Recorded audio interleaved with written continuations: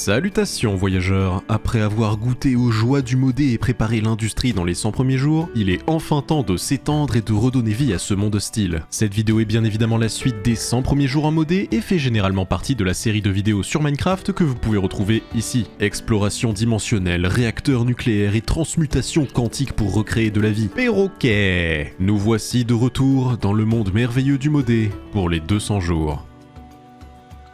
Ce qui va demander une bonne dose d'énergie. Moi aussi, je suis enfin sponsorisé par Oli. Il était temps. Le mettre aux côtés des plus grands influenceurs pour promouvoir la marque d'Ice-Tea et de boissons énergisantes la plus connue d'internet. Vous aussi accédez à un monde de fraîcheur et d'hydratation sans le sucre qui va avec. Le tout plein de vitamines et d'antioxydants pour compléter un bon équilibre alimentaire. Avec les gammes Ice-Tea pour tout le monde, hydratation pour le sport et récupérer les minéraux perdus pendant l'effort, et seulement pour les plus de 16 ans et avec modération, la gamme Énergie. Avec de la Nucaf qui est une caféine cristallisée plus efficace qui tient plus longtemps et évite le coup de mou une fois éliminé. Avec son format lyophilisé, une seule boîte de poudre à diluer permet d'avoir à elle seule l'équivalent de 50 canettes. C'est à la fois beaucoup plus écologique et beaucoup plus transportable. Même si on est sur une alternative beaucoup plus saine aux soft drinks habituels et que oui, c'est tellement bon qu'on est vite tenté de ne boire que ça, et oui, je parle d'expérience, pêche blanche dans mon cœur pour toujours et à jamais. Comme pour tout, il faut doser avec une alimentation saine. Ça reste une boisson transformée, c'est mieux, mais c'est pas pour remplacer l'eau.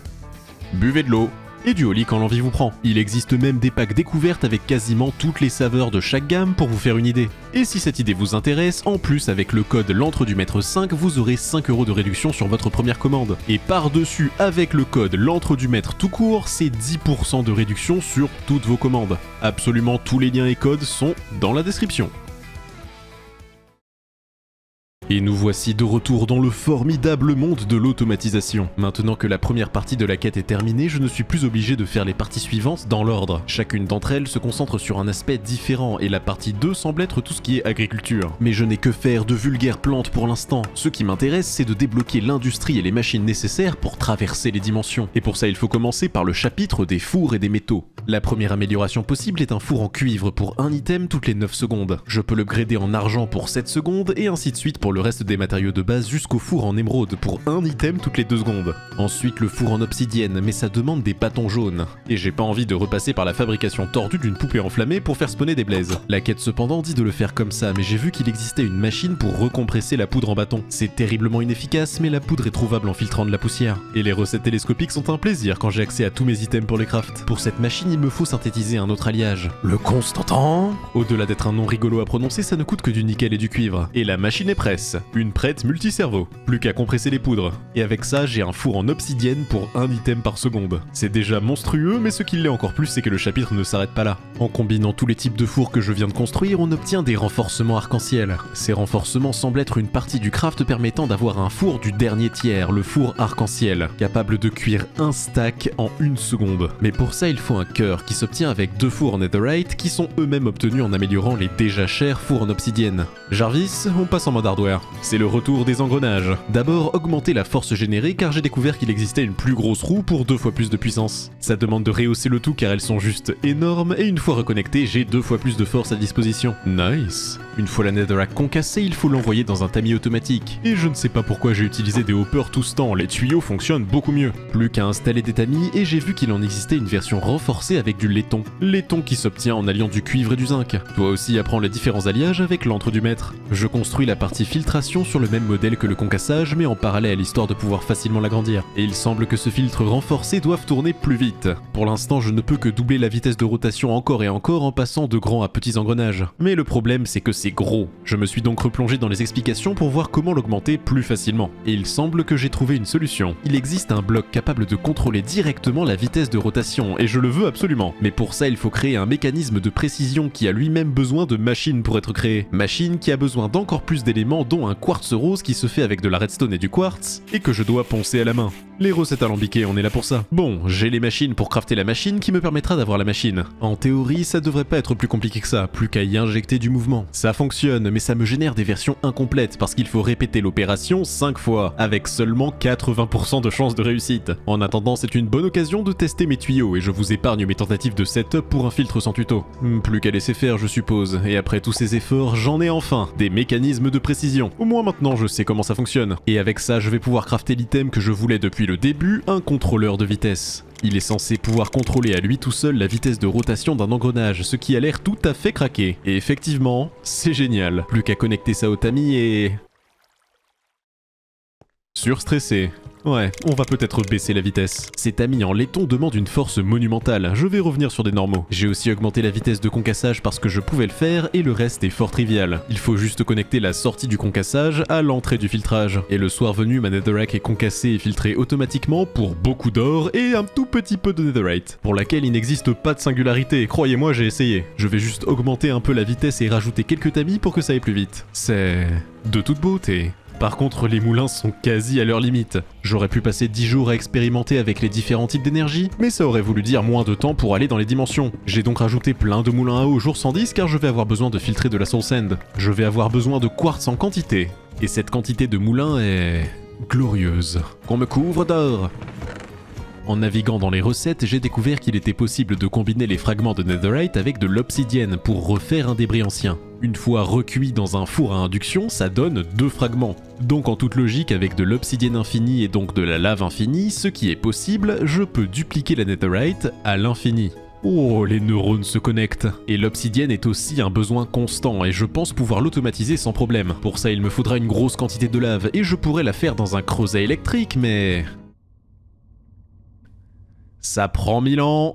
Donc on va rester sur les creusets normaux. Ça va me permettre de m'initier à la manipulation des fluides. Et c'était une horreur impossible d'extraire avec des tuyaux la lave des creusets. J'ai passé un temps fou à expérimenter, j'ai même essayé avec un robinet jour 113, mais ça ne marche pas avec les tuyaux. J'ai donc fini par abandonner l'idée des creusets normaux. Même si c'est ultra lent, la machine elle au moins fonctionne. Voyons d'abord s'il n'y aurait pas moyen de l'améliorer, et effectivement ça existe. Et pour la première fois, ça demande du plomb. Ça tombe bien, j'en ai des réserves. Singularité peut-être ? Oui, 160 lingots. Est-ce que j'ai ça en stock? Bien évidemment. Une cuisson rapide et plomb infini. Je vous ai dit que j'aimais beaucoup ce modpack. Ensuite, il faut de l'électrum qui s'obtient en alliant or et argent. Singularité? Bien sûr, singularité. Je les ai presque toutes. En attendant, j'ai crafté 4 améliorations de vitesse pour remplir la machine. Maintenant, avec 400% de vitesse, c'est beaucoup moins nul, mais quand même lent. Ça veut dire que pour un flow suffisant, il va m'en falloir quelques-unes. D'ailleurs, niveau singularité, il ne me reste que le platinium, l'endstone, le bronze, le lapis et l'uranium pour toutes les avoir. Et tous les autres types de bois, mais ça c'est secondaire. Jour 116, grâce à ce formidable ordinateur, j'ai pu rapidement crafter 10 creusets électriques. Mais un autre problème est survenu. Amélioré à fond, chaque creuset consommera 400 unités d'énergie ou FE par tick. Ce qui est largement au-delà des misérables 250 fournis par un générateur de singularité. Il va donc véritablement falloir s'intéresser à la génération d'énergie. Tout d'abord, démonter les éoliennes et le panneau solaire de mon abri pour voir ce qu'ils ont dans le ventre. On est à 384 FE par éolienne et 225 par panneau solaire. Et ça, c'est que quand il fait jour, ce qui est absolument médiocre. Il est donc temps de chercher un peu dans les quêtes, et justement, j'en ai trouvé une dédiée. En prérequis, il faut crafter de la pâte diélectrique qui demande du charbon, de l'argile et de la poudre de blaze. Heureusement que quelqu'un de prévoyant a pensé à laisser de quoi étendre le filtrage automatique. Et jour 117, j'ai de la poussière filtrée pour plein de joyeuseté et surtout quelques poudres de blaze. Une fois cette pâte craftée, il faut la refaçonner de différentes manières, ce qui servira de base aux constructions liées à l'énergie. Et le soir venu, j'avais des énergiseurs pour charger des items. Et n'importe quel item, comme par exemple une boule de neige. Avec ça, je peux charger du fer, de l'or, du diamant, de l'émeraude et plein d'autres trucs pour crafter des machines pour faire de l'énergie.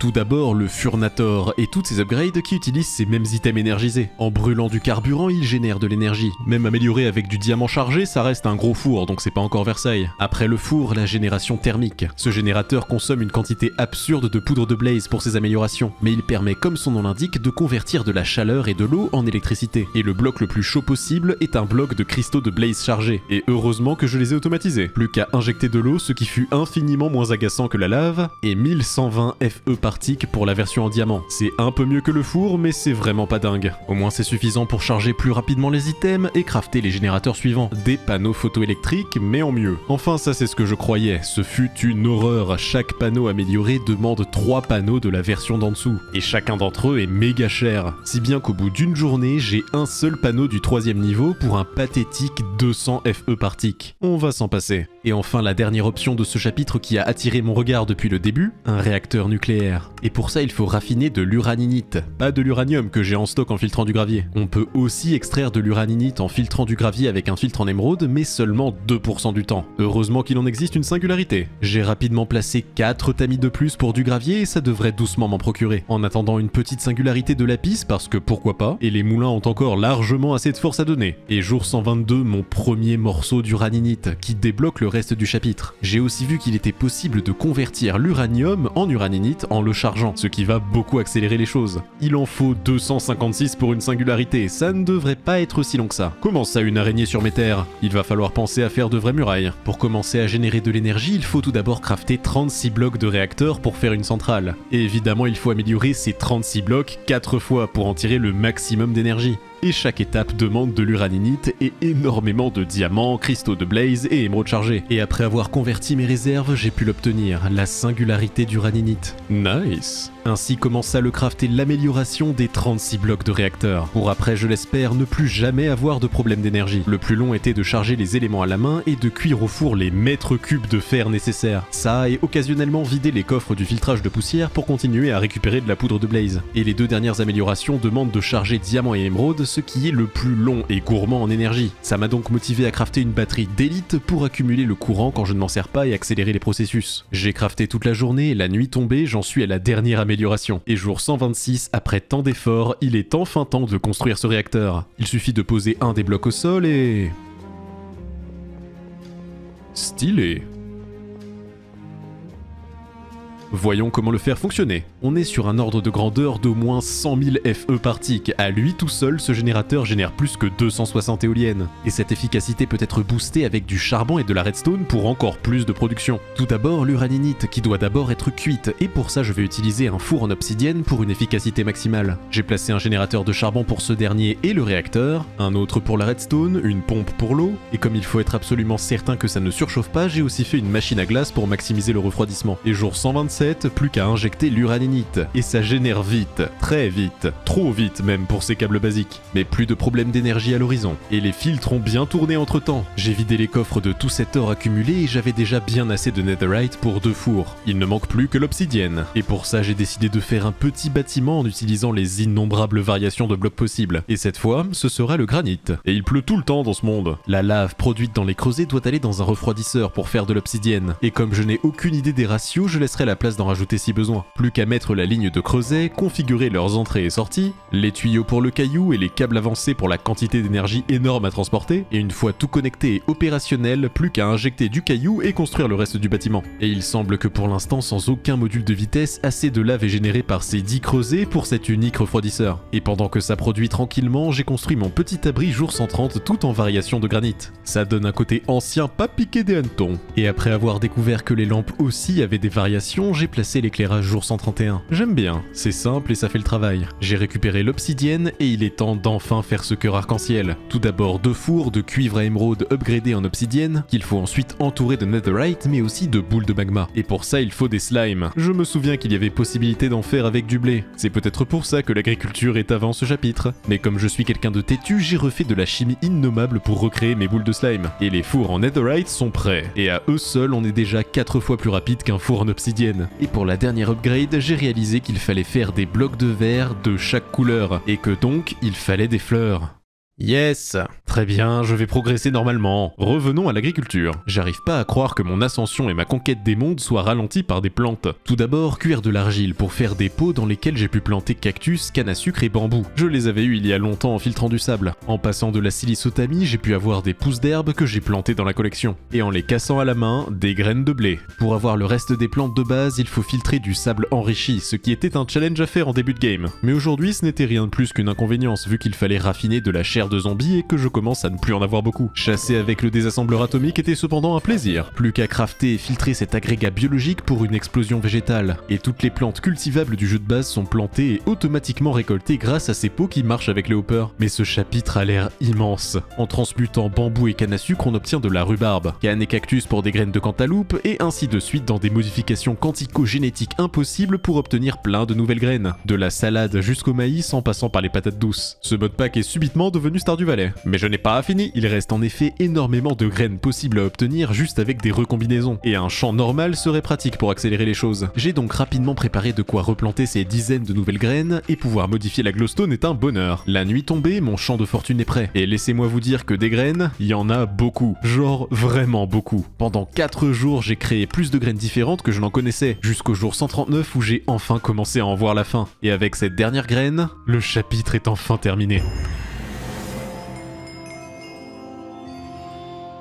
Je suis presque sûr que je n'avais pas besoin de toutes les faire, mais le complétionniste en moi n'aurait pas été satisfait. La suite de cette partie demande justement de créer de la nourriture et de fil en aiguille, je pourrais recréer la vie sous forme animale. Mais j'ai beau chercher, rien pour créer un simple bloc d'herbe pour avoir des fleurs. J'ai donc regardé par moi-même. Et il suffit juste d'injecter de l'eau dans de la terre avec une machine super facile à faire en plus. C'est dans ce genre de situation que j'aurais vraiment aimé connaître les modes à l'avance. C'était si simple depuis le début. Pas de temps à perdre, j'ai des fleurs à faire pousser. J'en ai rajouté au pot automatique, crafté toutes les couleurs de vert, et enfin, jour 140, un cœur arc-en-ciel pour le four ultime. Un stack par seconde.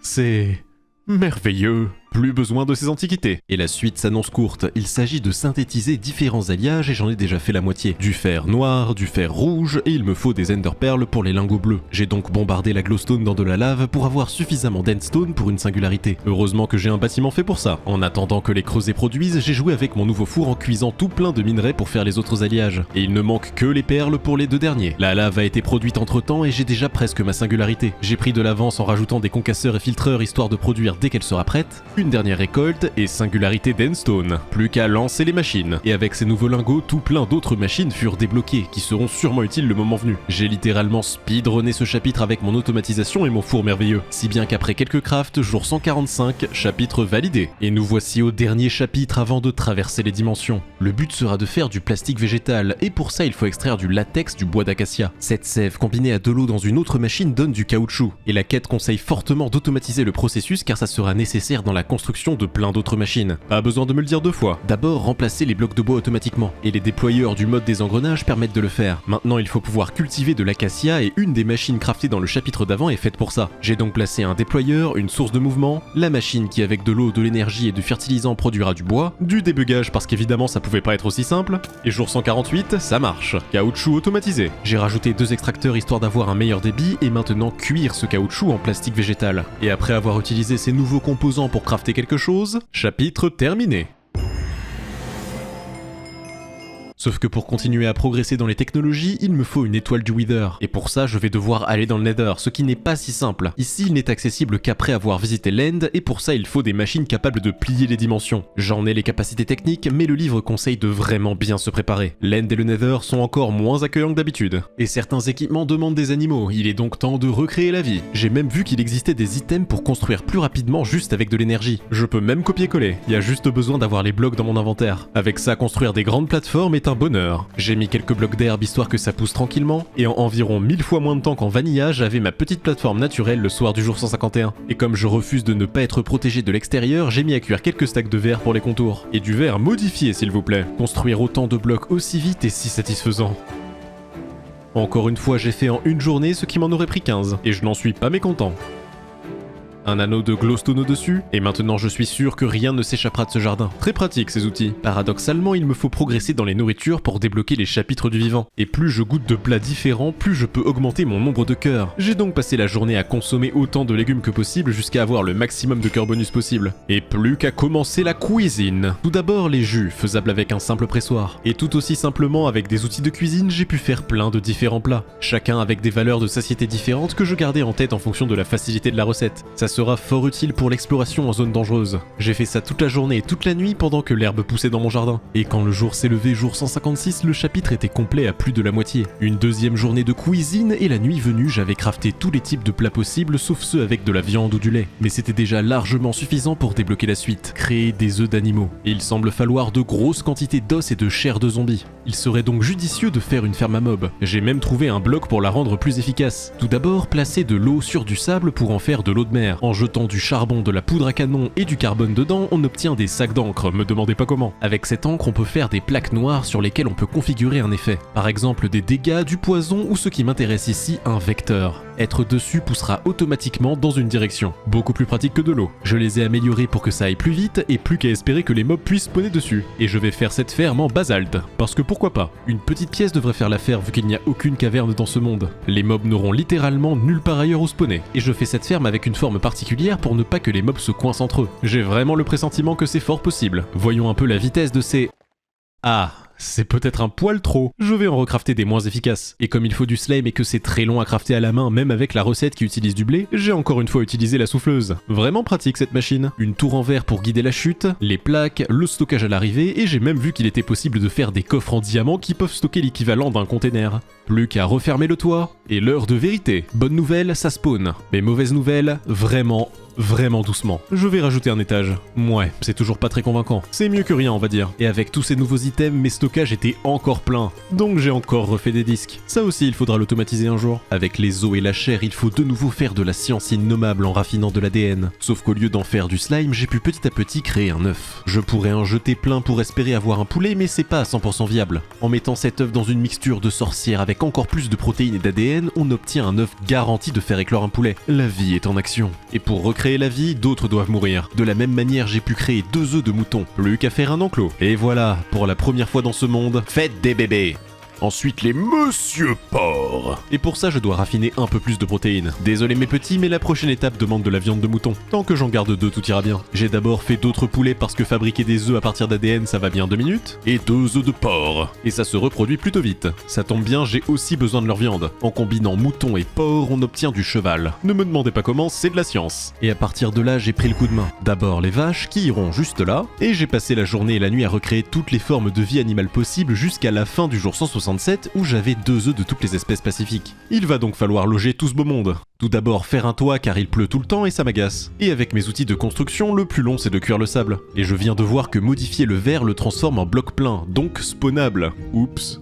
Des torches feront l'affaire, une porte d'entrée en or car il y a respect, et cet outil de copier-coller est rapidement en train de devenir mon item préféré. Ainsi ai-je réintroduit des mushrooms, des lapins, des lamas, des chats, des loups, des ours polaires, des pandas, des renards, des perroquets, et après aménagement, des tortues. J'ai aussi inclus quelques poulets histoire de tout avoir au même endroit. Maintenant que j'ai tous les types de viande, mes horizons gustatifs seront grandement étendus. J'ai même jeté un coup d'œil aux arbres fruitiers qui se créent par combinaison de pousses comme pour les légumes. J'ai planté et récolté des chênes toute la journée et toute la nuit à l'abri dans ma verrière, au point où j'ai même pu faire une singularité de bois. Avec toutes ces pommes, j'ai pu faire un pommier. Et j'ai arrêté. Pas d'humeur à combiner des dizaines de pousses aujourd'hui. Non, à la place, retour aux engrenages. J'aimerais une usine à slime ball. Et en cherchant, j'ai vu que la plus simple des recettes, c'était de cultiver de l'aloe vera. Une bonne occasion d'apprendre à faire une ferme automatique. Une source de mouvement connectée à un truc qui tourne, coller des réacteurs à ce truc qui tourne, un coffre et un tuyau pour transférer ce qui est récolté à un autre coffre. Et nous avons une machine qui tourne et qui récolte. Plus qu'à créer les graines, les multiplier, préparer le champ. Est-ce que j'ai vu 3 fois trop grand ? Oui, mais c'est pas en modé que je vais me limiter. Aloe vera récolté automatiquement et c'était étonnamment simple à faire. Maintenant mon équipement, j'aimerais avoir un meilleur jetpack et un chapitre entier y est dédié. Et pour commencer j'ai besoin de cuir. Tout d'abord crafter les différents composants et améliorer ce même jetpack avec de meilleurs métaux. D'abord en cuivre, ensuite en fer, en or, en acier, en diamant et le dernier tiers, l'émeraude. Un petit coup de charge et voyons ça.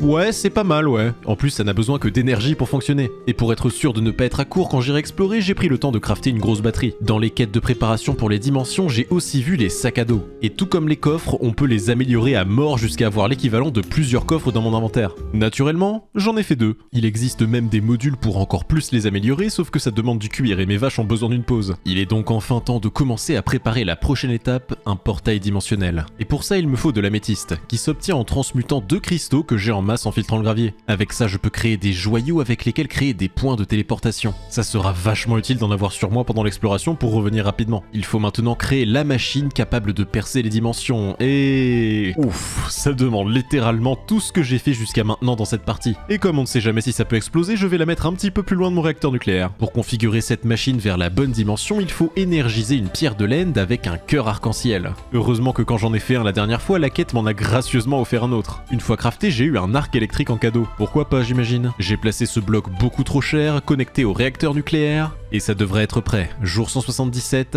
l'End est accessible. Mais je veux garantir ma survie. Tout d'abord, une armure complète en netherite. Ensuite, une grosse quantité de nourriture. Des bouteilles pour récupérer ce que crache le dragon car la quête conseillait de le faire. Plein de flèches, ma batterie. Et après toutes ces préparations, il est enfin temps de plonger. Le vide. Il semble que je sois loin au-dessus de l'île. Bon, quand faut y aller...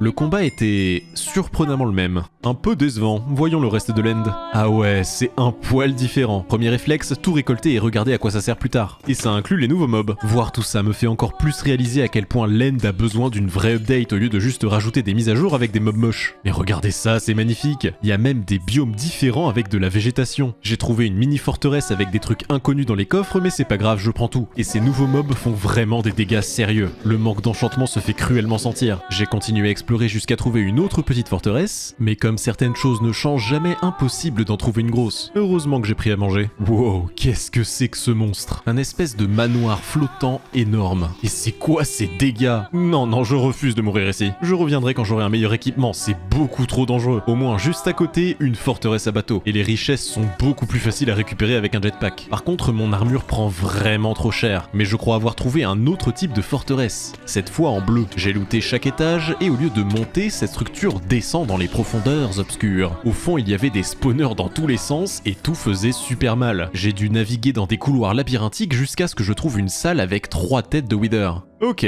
c'était pas prévu, mais c'est apprécié. Il y avait aussi plein d'autres trésors dans tous les sens que je trierai après, y compris une salle à Warden que j'ai rapidement détruit parce que non. Après un long moment à vider toutes les pièces jusqu'à être sûr d'avoir tout récupéré, j'ai vérifié avec le livre de quête si j'avais tout ce dont j'avais besoin. Et il est temps de placer un point de TP et de retour à la maison pour trier tout ça. Et par trier tout ça, je veux dire tout mettre dans le PC jusqu'à ce que ça coince. Et pour compléter le chapitre, il suffisait juste de crafter des choses avec les ressources de l'end, y compris upgrader une armure avec les cristaux, sauf qu'il faut des patterns d'upgrade que je n'ai pas encore trouvé. Mais j'ai assez progressé pour débloquer les autres dimensions, et pour ça il me faut des fragments dimensionnels qui s'obtiennent en filtrant de l'endstone dans un filtre en netherite. Et coup dur, impossible d'upgrader les filtres automatiques. Bon, pas d'automatisation cette fois, et ces fragments ont moins d'1% de chance d'apparaître. En attendant que plus d'endstone soit écrasé, je vais continuer les progrès vers la prochaine dimension, le Nether. Sauf que problème, cette machine ne rend pas le bloc en question quand on le change. Ça veut dire que je ne pourrai plus aller dans l'end si je le transforme en portail du Nether. Heureusement, je peux en refaire une. Et un autre portail dimensionnel. Mais vu à quel point je me suis fait victimiser dans l'end, il faut que je sois beaucoup mieux préparé. Et comme les quêtes ne proposaient rien d'intéressant, j'ai décidé de chercher de mon côté. Déjà, remplacer les coffres du filtrage de Netherrack par des versions en diamant. Dans ces coffres, je peux mettre un filtre qui supprime automatiquement tout ce que je ne veux pas. En l'occurrence ici, les pépites d'or. J'ai besoin de plus de bébés, et mon aloe a bien poussé. En cherchant un peu dans les recettes, j'ai trouvé une méca armure du futur et ça m'intéresse fort. Par contre, ça demande de synthétiser des matériaux chimiques, ce qui veut dire un nouveau bâtiment. J'ai cherché en quoi je pourrais le construire et je me suis décidé sur une variante d'andésite avec du verre rouge. D'abord faire chauffer du sable, préparer l'andésite, et avec les 2 meilleurs outils du monde, c'est parti. Il s'agira du bâtiment dédié à la chimie et à l'armement. Et quand je vois cette vitesse de construction,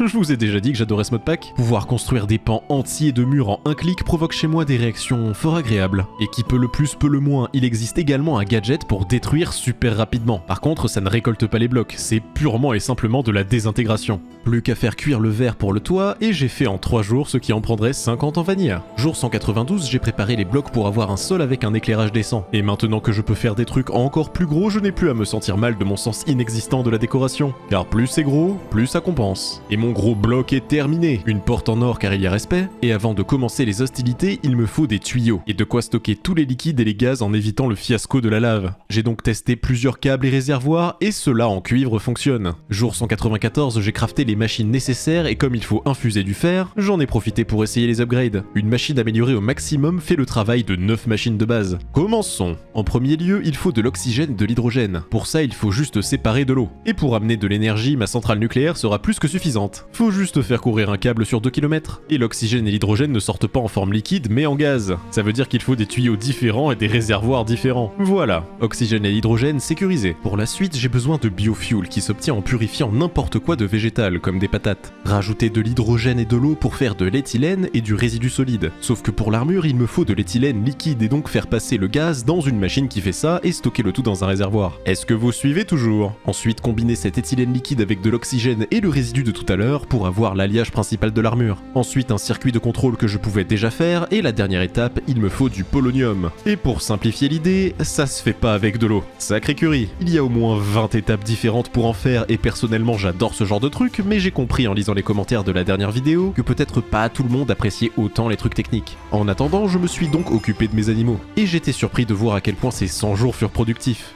En fonction de vos retours sur cette vidéo, cette série soit continuera avec un dernier épisode, soit s'arrêtera là sur YouTube, et je terminerai le mode pack en live sur Twitch. Je comprends parfaitement que des modes aussi techniques avec autant de craft ne plaisent pas à tout le monde. C'était un premier essai. J'ai passé ce dernier jour à rajouter quelques commodités, et après avoir passé une dernière nuit sur ce monde enneigé, je voyais peut-être pour la dernière fois ici, le soleil se lever. Mais une chose est sûre, cette quête est bientôt terminée.